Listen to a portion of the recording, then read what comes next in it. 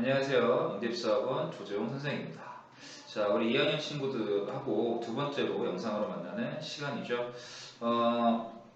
아마 지금 선생님이 오늘 해야 될 지문이 16페이지에 있는 Being Successful in Middle School이라고 하는 지문을 보고 조금 의아하게 생각하는 친구들이 있을 수 있을 것 같아요. 분명히 이게 지금 세 번째 지문이거든요. 그래서 두 번째 지문은 왜 안 하고 건너뛰지라는 생각을 할 텐데, 선생님이 이제 항상 수업을 하러 오게 되면 여러분들한테는 이제 두 가지를 요구하게 될 겁니다. 하나는 해석 능력, 하나는 문제풀이 능력. 이 기본적인 이 두 가지를 가지고 계속해서 연습을 시킬 텐데요. 앞에 이 첫 번째 유닛의 두 개의 지문은 해석이 조금 더 적합한 것 같아서 이번 주와 다음 주를 나눠서 해석을 진행할 예정이에요. 그리고 세 번째와 네 번째 지문은 문제풀이로 진행할 예정입니다. 그러다 보니까 이 두 번째 풀이 영상이 두 번째 지문이 아니라 세 번째 지문이 됐다는 거 알고 계시면 좋을 것 같고요.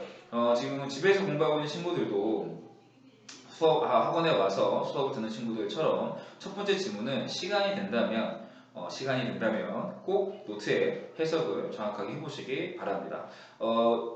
그렇게 어렵지 않은 지문이기 때문에 여러분들 해석하는데 그렇게 오랜 시간이 걸리지 않을 거고요. 대신에 어렵지 않은 지문인 만큼 꼼꼼하게 해석을 해야 되고요. 여러분들 모르는 단어 찾을 때 팝하고 같은 번역기 쓰는 것보다 사전을 써서 단어가 어떤 의미가 있는지 그리고 어떤 식으로 문장 조합을 해야 되는지를 연습을 많이 해주시기 바랍니다. 자, 그러면 오늘 우리가 진행할 Being Successful in Middle School에 대한 단어 정리 그리고 내용 정리, 문제풀이 지금부터 시작하도록 하겠습니다.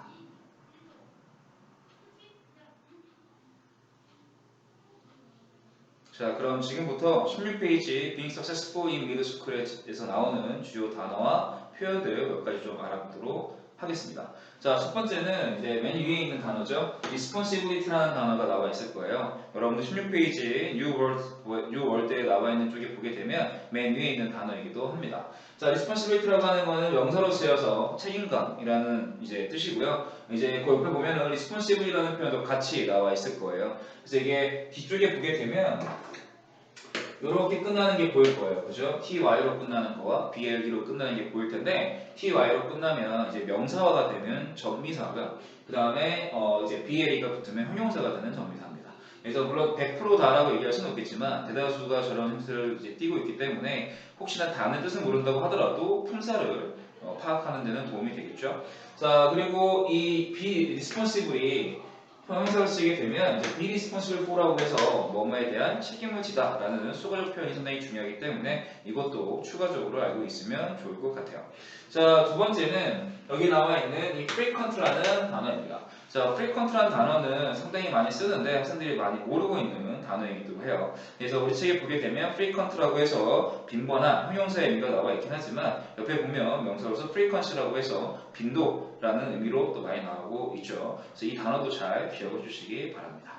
자, 그 다음에 appreciate라는 단어가 있어요. 이제 이쪽에 16페이지에 단어가 정리되어 있는 데는 나와 있지 않은데 본문에 보면 지문에 보면 appreciate라는 단어가 나올 겁니다.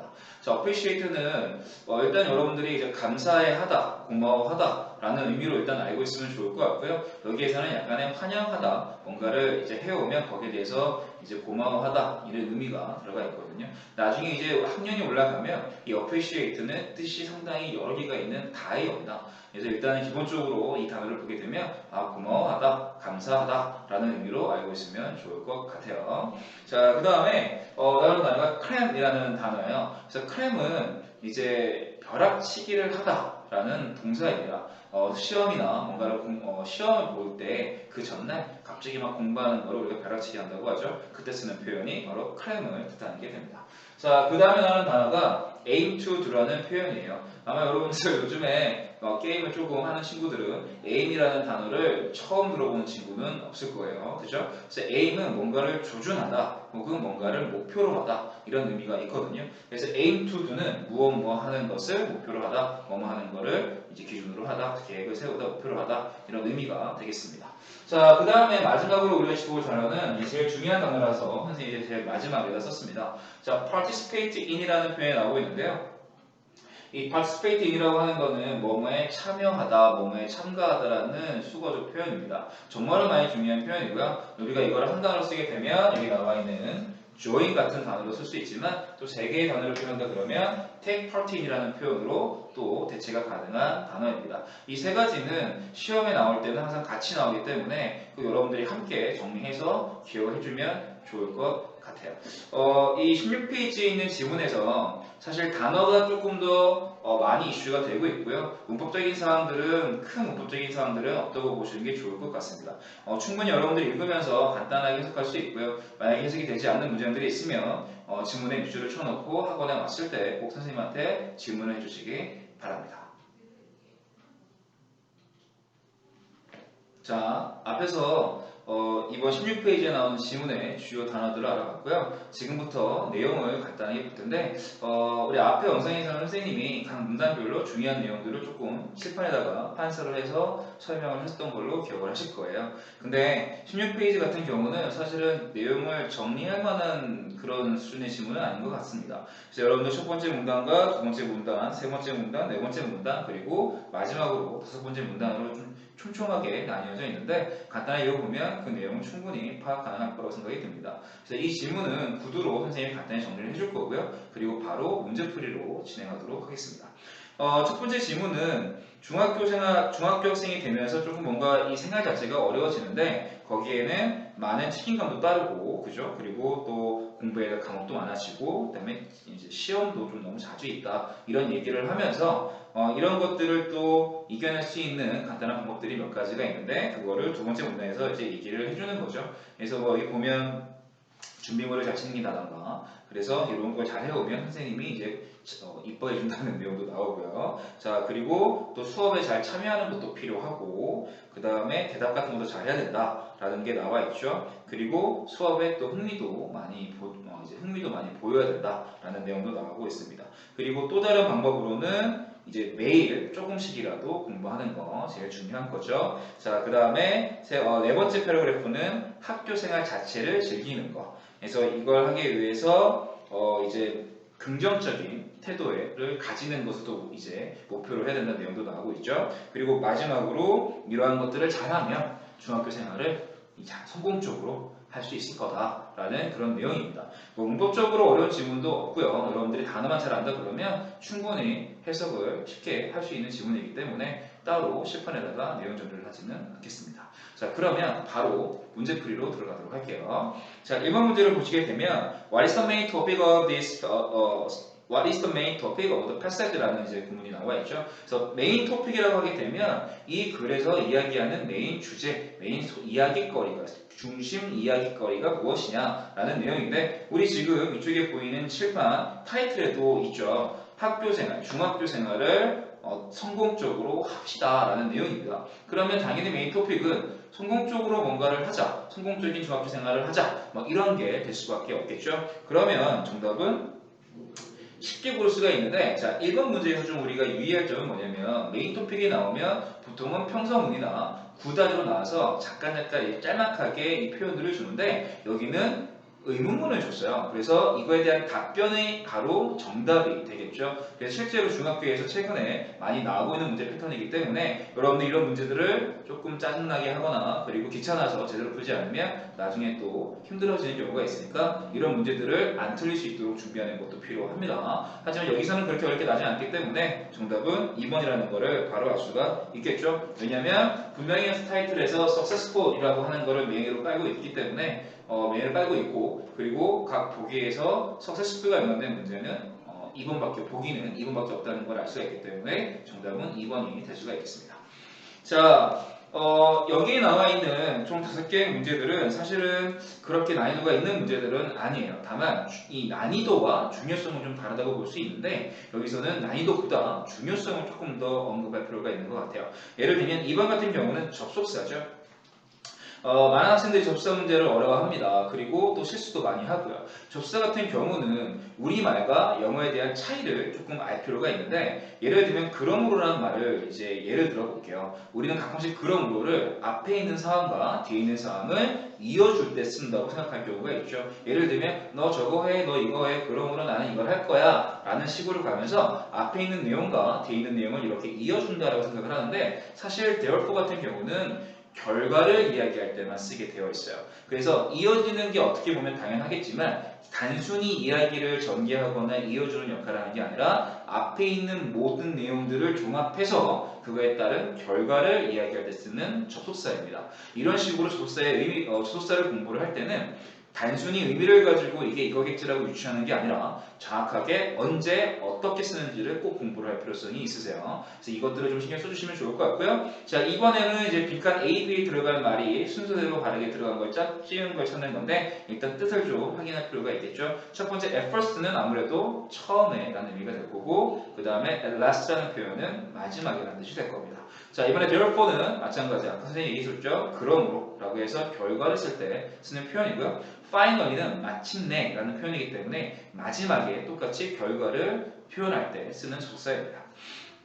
자, 그 다음에 for example은 예를 들면 이라는 뜻이죠. 자, 그 다음에 else는 우리 아까 앞에서 해줬습니다. 자, 그 다음에 however는 하지만 이라는 뜻인데 우리가 또 하지만이라는 이제 의미가 나오면 but이라는 단어를 또 빼먹을 수가 없죠. 그러면 however와 but이 어떤 차이가 있는지를 조금 알 필요성이 있어요.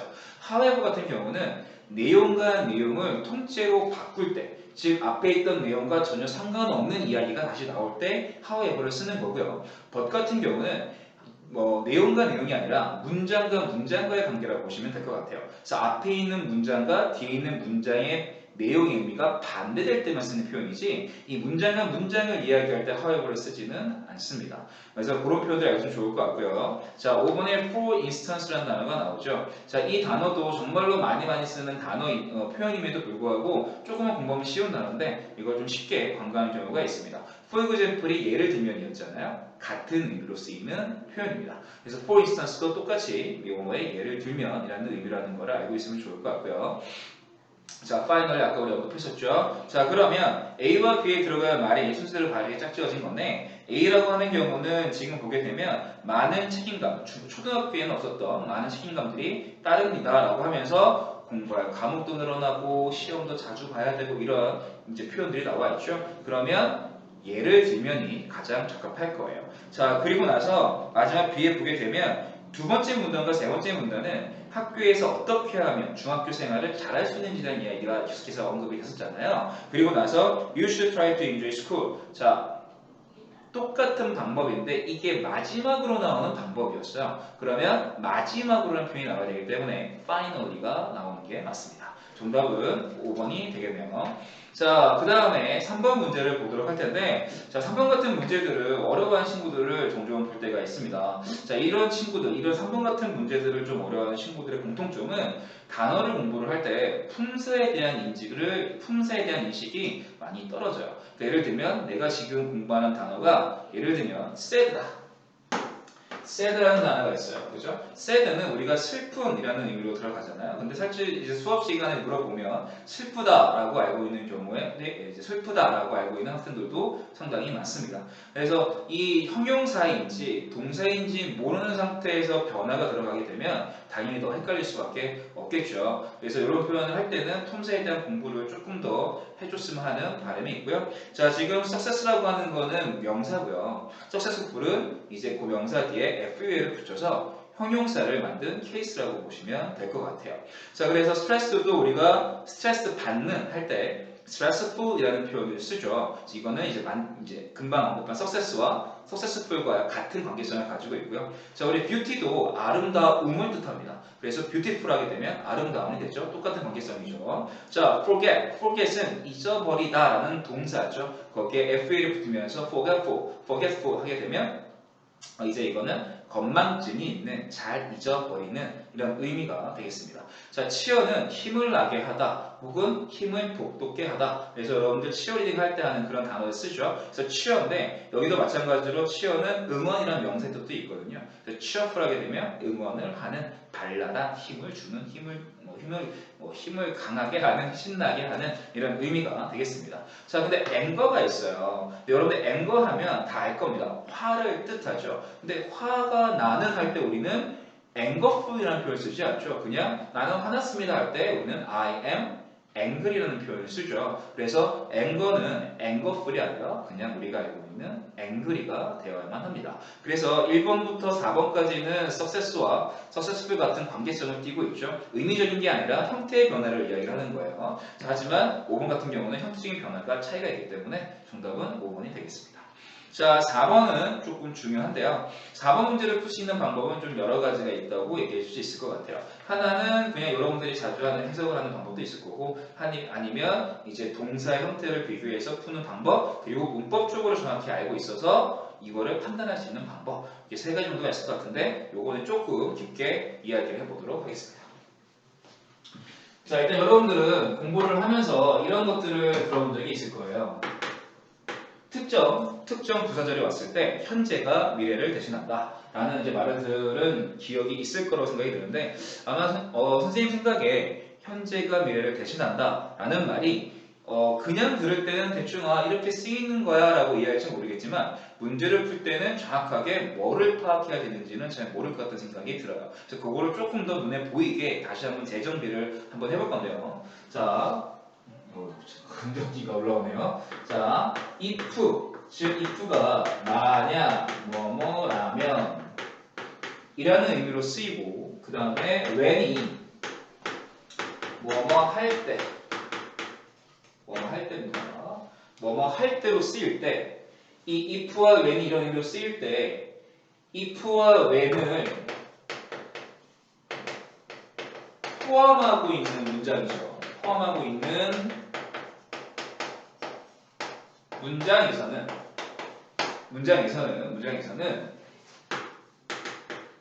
will을 사용할 수 없다 라고 기억을 해주세요.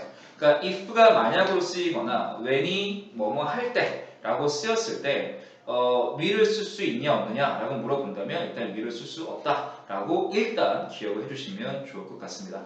이거는 이제 문법적인 사항이기 때문에 이런 상황이 됐을 때 지금 현재 상황이 지금 일어나지 않고 미래로 이어지는 개념이기 때문에 이렇게 말을 하는 건데, 아까 말한 것처럼 현재가 미래를 대신한다 라는 말을 가지고 이 문제를 보게 되면 조금 헷갈릴 수가 있어요. 왜냐면 이제 여러분들 나중에 또 이야기하겠지만 will이라는 것도 조금 우리가 언급을 한번 나중에 또 해야 되거든요.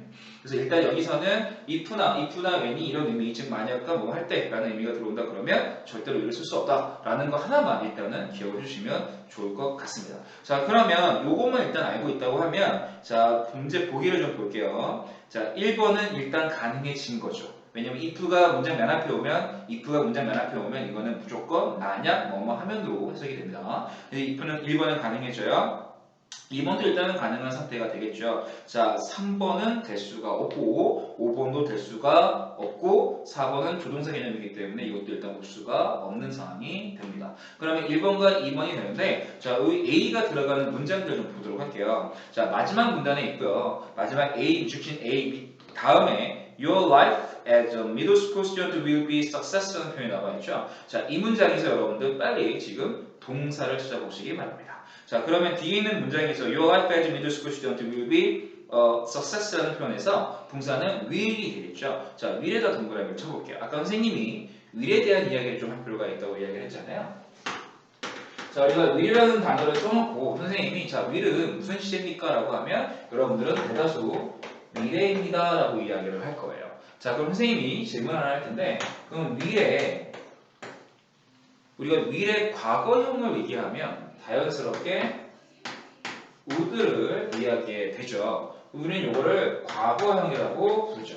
그러면 이 앞에 있는 will은 미래형일까요? 현재형일까요? 당연히 과거에서 이 형태가 과거로 바뀌기 때문에 얘는 현재 형태라는 걸 여러분 알 수가 있겠죠. 다시 정리하자면 will이라고 하는 이 단어는 현재 형태를 띈 상태에서 미래적 의미를 가지고 있는 거지, will이라는 단어 자체가 미래 형태다라는 거는 조금 맞지 않는 내용이라는 걸 알고 있으면 좋을 것 같습니다. 즉, 지금 여기 뒤에 있는 will이 현재 형태라는 것을 이야기한다는 거죠. 기본적으로 문장은 특이하지 않은 이상 앞에 있는 문장과 뒤에 있는 문장의 동사를 항상 같은 시간대를 쓰게 둡니다. 즉, 뒤가 현재잖아요. 그죠? 그러니까 앞에도 똑같이 현재가 와야 되겠죠. 그러면 다시 문제 4번으로 와서 1번은 동사가 현재고요. 2번은 동사가 과거입니다. 그러면 정답은 3번이 죄송해요. 1번이 될 수밖에 없겠죠. 자, 그러면 지금 이 두 문장의 동사를 일치해야 된다라는 이 사실 하나를 또 알고 있었다면 바로 2번과 4번과 5번은 고를 수가 없겠죠. 그러면 당연히 1번과 3번에서 고민을 할 거고 아마 해석을 하면 3번이 조금 더 맞지 않을까라는 생각을 할 거예요. 하지만 이제 이 내용을 알고 있다면 3번도 될 수가 없다는 거 다시 한번 참고해 주시기 바랍니다. 설명이 조금 복잡하게 느껴질 수 있을 거라고 생각이 드는데 다시 한번 정리하자면 일단 이런 문제를 풀 때는 동사의 형태부터 확인을 합니다. 그래서 앞에 있는 문장과 뒤에 있는 문장의 동사의 시제가 일치하는지부터 파악을 하고 그리고 나서 여기에서 문법적 사항이 들어가는지 그리고 들어가지 않는지를 파악하면 좋을 것 같아요. 이 시제 문제들은 사실은 학생들이 많이 쉽다고 생각을 하는데 실제 문제를 풀긴 하면 많은 실수들이 나옵니다. 그만큼 연습이 필요하고 또 그런 예외성들에 대한 공부를 많이 해야 되기 때문에 이런 문제들이 나왔을 때 꼭 기억을 잘 해주시면 좋을 것 같습니다.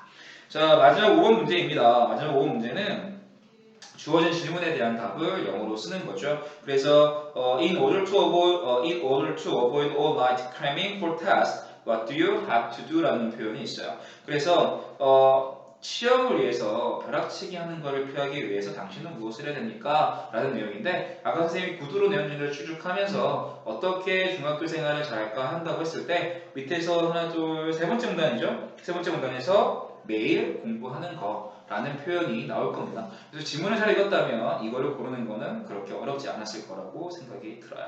자, 이렇게 해서 이번 주에 우리 진행했던 이 두 개의 지문에 대한 풀이 영상이 끝이 났습니다. 집에서 공부를 하게 되면 아무래도 이제 시간이 좀 늦어질 수도 있고 한데 여러분들 정해진 시간 딱 정해서 최대한 집중해가지고 문제를 풀어야 선생님이 설명을 할 때 이해할 수도 있고 또 자기가 읽었던 글에서 선생님이 얘기하는 부분이 어디인지 바로바로 찾을 수가 있겠죠. 일단 여러분들 집에서 공부하는 것만큼 코로나 조심하시고 또 학원에서 볼 수 있는 날을 기약하면서 또 다음 주에 영상으로나 혹은 학원에서 얼굴 보기를 바라겠습니다. 오늘 영상 여기까지 하겠습니다.